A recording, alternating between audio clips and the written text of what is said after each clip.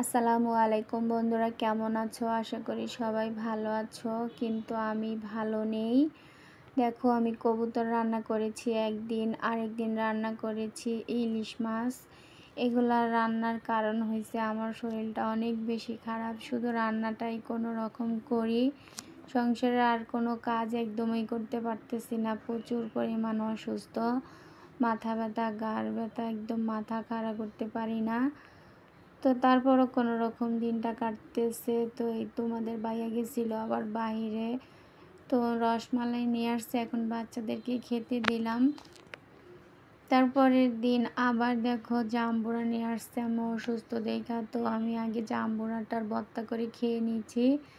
তারপরে এখানে লাউ শাক আর শিং মাছগুলা কাটাই নিয়ে আসছে। লাউ শাকগুলো আমি একটু বসে বসে কেটে এখন রান্নাটা বসিয়ে দিয়েছি। তো আজকে শিং মাছ দিয়ে লাউ শাকের ঝোল রান্না করব।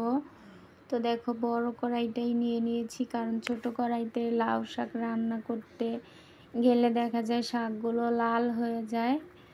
এই কারণে বড় কড়াইতে রান্না করলে অনেক বেশি সুন্দর হয়, তাই বড় কড়াইটা নিয়ে নিয়েছি।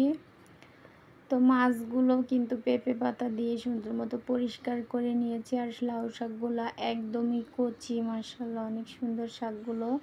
তো শাক কিন্তু রান্না করলে সবুজ সবুজ থাকলে অনেক বেশি ভালো লাগে খেতে, দেখতেও খুব সুন্দর লাগে। মাশাআল্লাহ, দেখো রান্নাটা শেষ হয়ে গেছে।